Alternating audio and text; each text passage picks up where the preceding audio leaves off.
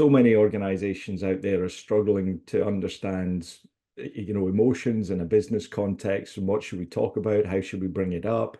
A lot of it is reactive, trying to work from the back end forward. So what I wanted to do is talk about, the level of engagement. I don't think a neutral response is okay. We shouldn't be coming to work and kind of going, nah, it's just okay. It's just a job. There's so much passion, enthusiasm that we should be having for our profession. And I think it's hard that we've got people facing burnout. So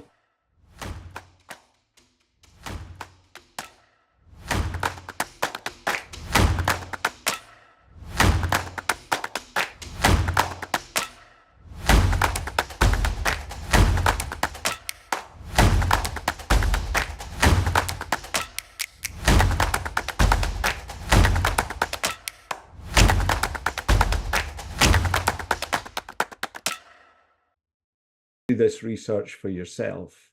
Employee experience is being pursued by the aforementioned, because according to Gallup, your business is going to get 147% improvement on earnings per share compared to other organizations. It drives higher productivity, 25%. You can read the statistics here for yourself. There is upsides in every business metric that you can think of associated with employee experience. I just want to point out a little bit of a language difference, and I think some of us struggle with that.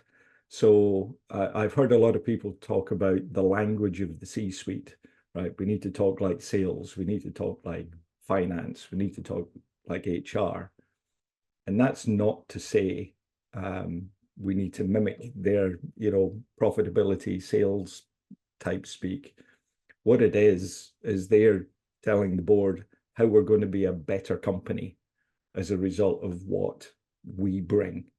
We're going to make people feel better. We're going to stimulate growth. We're going to stimulate creativity, and so on and so forth.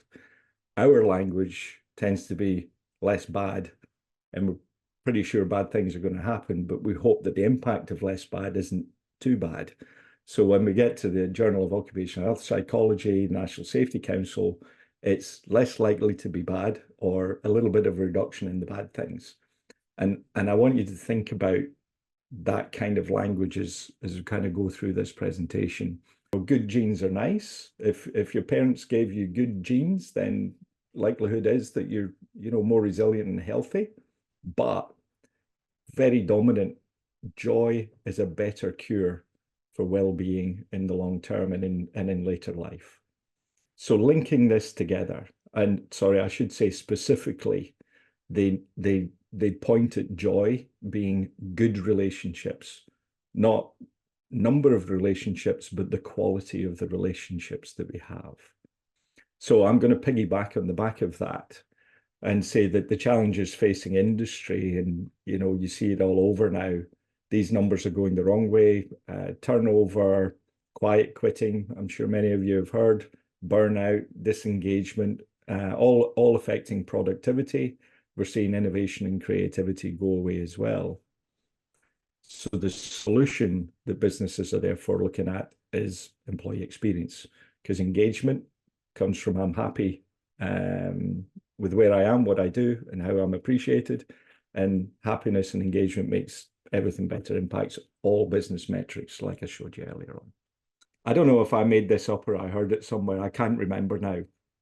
But in essence, it's the highest paid person's opinion, right? So once the HIPPO comes in and expresses the opinion, all other opinions are crushed, right? And we're just going to agree with that person. So I'm going to refer to HIPPOs quite a lot through this conversation, because I think there's a power dynamic in businesses that we need to understand. And really, like I said earlier on, when that power dynamic happens, when somebody expresses an opinion, it affects what's going on in your head, where the brain energy goes. Is it going into cognitive thought and problem solving, or is it going into survival instincts? So there's a drug and alcohol policy in your contract. You've been working on here for 3 months. You have not put this in place, and there is a penalty clause for it. And I'm a managing contractor. I'm on a client site. And that means that we're the organization between the client and the contractors, right? So we're sitting in the middle of this, but they're your contractors and it's your site. So why do we have to put a drug and alcohol policy in for your people when this is your site, right? And the gentleman smiled and said, we've been trying for 10 years. Culture here is toxic. Your safety guy can't handle it. You should fire him.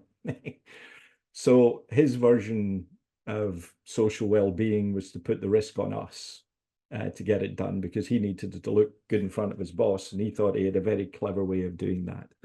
So the HIPPO spoke. So what do we do? Everything's weaponized on this side.